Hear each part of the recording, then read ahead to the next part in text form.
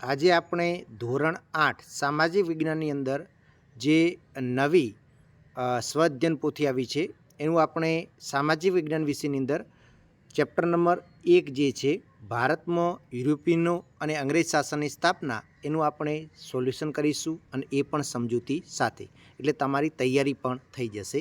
તો આપણે શરૂઆત કરીએ છીએ. પ્રશ્ન 1 છે કે નીચે આપેલા પ્રશ્નોના ઉત્તર યોગ્ય વિકલ્પ તમારે પસંદ કરીને લખવાનો છે. તો પહેલો પ્રશ્ન છે કે પ્રાચીન અને મધ્યકાલીન ભારતમાં કઈ ચીજવસ્તુઓની યુરોપના દેશોમાં નિકાસ થતી હતી? એટલે કે પ્રાચીન સમયની અંદર ભારતની કઈ કઈ ચીજવસ્તુઓની યુરોપના દેશોમાં નિકાસ થતી હતી? તો તમે અહીંયા જોઈ શકો છો કે સૂતરું કાપડ, રેશમી કાપડ, મરી મસાલા, તેજાના, ગળી અને સુરોખાર, એટલે કે ઉપરોક્ત તમામની નિકાસ થતી હતી. એટલે કે ઓપ્શન નંબર ડી આવશે. શું આવશે? ડી.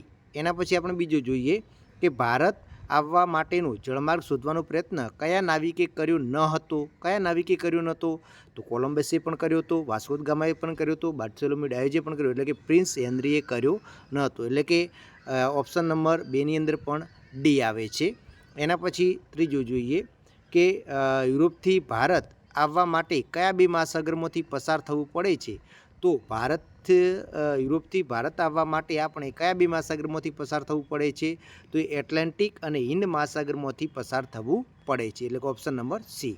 એના પછી ચોથું છે યુરોપમાંથી ભારત આવવાના પ્રજાનો યોગ્ય ક્રમ ગોઠવો. એટલે કે ભારતમાં કઈ કઈ પ્રજા આવી હતી? યોગ્ય ક્રમ એટલે કે પહેલાં આવ્યા હતા પોર્ટુગીઝો, એના પછી ડચ લોકો આવ્યા હતા, પછી અંગ્રેજો અને પછી ફ્રેન્ચો. એટલે કે ઓપ્શન નંબર એ તમારું આવશે ચોથા વિકલ્પમાં. એના પછી પાંચમું જોઈએ તો કે પોર્ટુગલ પ્રજા વિશે કયું વિધાન યોગ્ય નથી? એટલે કે કયું વિધાન જે છે એ પોર્ટુગલ પ્રજાને લાગુ પડતું નથી? તો પહેલું છે કે ભારતમાં આવેલા પ્રથમ યુરોપિયન પ્રજા, તો આ સાચું છે. એટલે કે જોવા જઈએ તો ઓપ્શન નંબર ડી છે ને એ પોર્ટુગીઝો માટે યોગ્ય નથી. એટલે કે પાંચમા વિકલ્પની અંદર ઓપ્શન ડી આવશે, કારણ કે શ્રીરામપુરમાં તેમણે કોઠી સ્થાપી નથી. બરાબર. એના પછી જોઈએ છઠ્ઠું તો કે પોર્ટુગીઝોએ ભારતમાં મેળવેલ વેપારી સંસ્થાનોને સમયકાળ મુજબ ક્રમિક રીતે ગોઠવો. તો કે પહેલાં જોવા જઈએ તો ગોવામાં કોઠી સ્થાપી, પછી 30ની અંદર ગોવામાં, એના પછી 32માં વસઈ, પછી 34માં દીવ અને દમણની અંદર 59ની અંદર સ્થાપી હતી 1559. એટલે કે ઓપ્શન નંબર એ આવશે. બરાબર. છઠ્ઠાની અંદર ઓપ્શન એ આવશે. એના પછી સાતમું જોઈએ તો યુરોપિયન પ્રજા અને તેના અમલદારો પૈકી નીચેની કઈ જોડ યોગ્ય નથી? તો આની અંદર જુઓ તો કે ફ્રેન્ચ માર્ટિન ફ્રેન્ક, આ એ યોગ્ય નથી. પછી એના પછી આઠમું છે નીચે પૈકી કયા ગવર્નર જનરલ અંગ્રેજ નથી? તો એની અંદર તમે જુઓ ફ્રાન્સિસ્કો ડી અલ્મેડા એ પોર્ટુગીઝ હતો. એટલે કે ઓપ્શન નંબર બી આવશે. આ એક અંગ્રેજ નથી.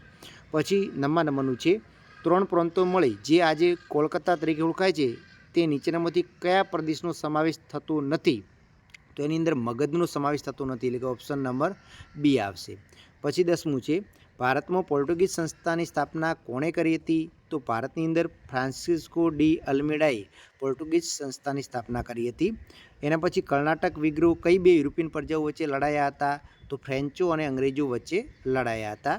પછી 12મું છે અંગ્રેજોનો વીરતાથી સામનો કરીને વીરગતિ પામનાર શાસક નીચેના પૈકી કોણ હતો? તો ટીપુ સુલતાન. કોણ હતો? ટીપુ સુલતાન. એના પછી ખાલી જગ્યા છે. તો પહેલી ખાલી જગ્યા ઈસવીસન 1453માં તુર્કોએ ખાલી જગ્યા જીતી લીધું. તો કોન્સ્ટેન્ટિનોપલ. શું જીતી લીધું? કોન્સ્ટેન્ટિનોપલ. બરાબર. આ યાદ રાખજો. એના પછી છે બીજું સર ટોમસ રોએ ખાલી જગ્યા પાસેથી ભારતમાં વેપાર કરવા માટેની પરવાનગી મેળવી હતી. તો જહાંગીર. શું આવશે બીજી ખાલી જગ્યામાં?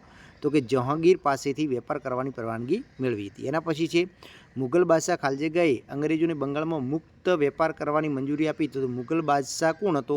તો એ હતો, ખાસ યાદ રાખજો કોણ હતો? તો એ હતો ફરુખશીયર. કોણ હતો? ફરુખશીયરે. તો ફરુખશીયર જે હતો એણે અંગ્રેજોને મુક્ત બંગાળમાં વેપાર કરવાની મંજૂરી આપી હતી. એના પછી ચોથું ખાલી જગ્યા મૈસૂર રાજ્યના નેતૃત્વમાં શક્તિબળ હતું. તો હૈદર અલી. કોણ આવશે? હૈદર અલીના નેતૃત્વમાં મૈસૂર રાજ્ય શક્તિશાળી બન્યું હતું. એના પછી પાંચમું પાણીપતના ત્રીજા યુદ્ધમાં ખાલી જગ્યાની હાર થઈ હતી. તો મરાઠાઓની હાર થઈ હતી. કોની? મરાઠાઓની હાર થઈ હતી. એના પછી છે મને ઓળખો તો કે મેં ભારત આવવા માટેનો જળમાર્ગ શોધ્યો. Vasco da Gama. કોણ આવશે? વાસ્કો ડી ગામા આવશે. એના પછી છે બીજું અમે ગોલકોંડાના શાસક પાસેથી ફરમાન મેળવી. તો ડચ લોકો આવશે. કોણ આવશે? ડચ લોકો આવશે. પછી હું કોલકાતામાં આવેલ અંગ્રેજોનો કિલ્લો છું તો ફોર્ટ વિલિયમ. કયો કિલ્લો આવશે? ફોર્ટ વિલિયમ કિલ્લો આવશે. એના પછી જોઈએ આગળ તો ચોથું છે હું હૈદર અલીનો પુત્ર છું ટીપુ સુલતાન. કોણ હતો? ટીપુ સુલતાન આવશે. એના પછી પાંચમું જોઈએ કે મારી પરિષદમાં એક કાયદા સભ્ય નિમવામાં આવ્યો હતો તો કોર્નવોલિસ. કોણ આવશે? કોર્નવોલિસ આવશે. બરાબર. એના પછી જોઈએ આમાંથી કયો શબ્દ ખોટો છે ચેકવાનું છે. તો પહેલી અંદર તમે જો તો ફ્રેન્ચો એ ખોટો છે. ફ્રેન્ચો એ ખોટો છે. એના પછી જોઈએ તો ડચ ખાલજીગાય સૌપ્રથમ તો કે શ્રીલંકા ઉપર આક્રમણ કર્યું હતું, એટલે કે શ્રીલંકા જે છે એ સાચું છે અને નેપાળ ના આવે. પછી અહીંયા જુઓ તો ટીપુ સુલતાન ના આવે, કારણ કે મીર જાફરે વિશ્વાસઘાતના કારણે સિરાજુદ્દૌલાની હાર થઈ હતી. પછી ભારતમાં પોલીસ તંત્રની સ્થાપના કોણે કરી હતી? તો કોર્નવોલિસ એટલે કે રોબર્ટ ક્લાઇવ ના આવે. ખોટું છે ચેકી નાખવાનું છે. બરાબર. પછી હૈદર અલીનું મૃત્યુ કયા વિગ્રમ મૈસૂર વિગ્રહમાં થયું હતું? તો બીજામાં થયું હતું, એટલે કે ત્રીજો છે ખોટું ચેકી નાખવાનું છે. બરાબર. એના પછી યુરોપના દેશોમાં ભારતની કઈ કઈ? તો આગળ આપણે જોઈ ગઈ છે મરી મસાલા છે, તેજાના છે, મલમલ છે, સુરુખાઈ છે, ઇમારતી લાકડું છે, આ બધી ચીજ વસ્તુની માંગ હતી. પછી વાસ્કો દ ગામા કાલિકટ બંદર ઉતર્યું તો એના રાજા કોણ હતા? તો જામોરીન, સામુદ્રીન એટલે કે જામોરીન હતા. કોણ હતા? જામોરીન હતા. પછી પ્લાસીના યુદ્ધ પછી કયો પ્રદેશ? તો કે બંગાળ પ્રદેશ કબજામાં આવ્યો. કયો પ્રદેશ? બંગાળ પ્રદેશ. પછી બક્સરનું યુદ્ધ કોની વચ્ચે થયું હતું? તો મીર કાસિમની વચ્ચે. પછી અવધના નવાબ હતા. અવધના કોણ હતા? તો નવાબ હતા. અને મુગલ સમ્રાટ અને અંગ્રેજ સેના વચ્ચે થયું હતું. બરાબર. આ યાદ રાખજો. 22 ઓક્ટોબર 1764. એના પછી મરાઠાઓ પોતાના રાજ્યને કયા? તો હોલકર છે, ગાયકવાડ છે, ભોસલે છે, આવા વિભાગમાં વેચ્યા હતા. પછી અંગ્રેજોના શાસન દરમિયાન ભારતના વહીવટનો સર્વોચ્ચ વડો ગવર્નર કોણ હતો? ગવર્નર જનરલ તરીકે ઓળખાતો હતો. પછી ભારતમાં સંધિ સેવા તો કોર્નવોલિસ. કોણ આવશે? કોર્નવોલિસે કરી હતી સંધિ સેવા. પછી અંગ્રેજ શાસન દરમિયાન ન્યાયાધીશોને તો કે ન્યાયાધીશોને કયા નામથી ઓળખવામાં આવતા હતા? તો ન્યાયાધીશો જે હતા એમને મુનફ તરીકે ઓળખવામાં આવતા હતા. બરાબર. પછી મરાઠા યુદ્ધ પછી પેશવાને હટાવી ગયો તો કાનપુરના બઠુરમાં મોકલી દેવામાં આવ્યા હતા. પછી મૈસૂરમાં હૈદર અલી પહેલાં કયા? તો કે વિજયનગરનું વંશ હતું. વિજયનગર સામ્રાજ્યનું વંશ હતું. બરાબર. પછી યોગ્ય જોડકા જોડો તો પોર્ટુગીઝો જે હતા એ ડી આવશે, એટલે કે ફિરંગીઓ તરીકે ઓળખાતા હતા.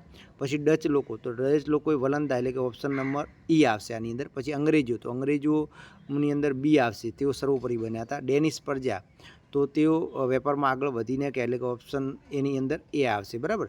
પછી ફ્રેન્ચો તો ફ્રેન્ચો આવશે સી. બરાબર. તો આવી રીતે યાદ રાખજો. જો હું અહીંયા જોડું છું, પહેલાંની અંદર તો ડી આવશે, બીજાની અંદર ઈ આવશે, ત્રીજાની અંદર બી આવશે, ચોથાની અંદર એ આવશે અને પાંચમાની અંદર સી આવશે. બરાબર. એના પછી એકાધિકાર કોને કહેવાય? આ સંકલ્પનાઓ છે એ આપણે ભાગ 2ની અંદર સમજીશું. બરાબર.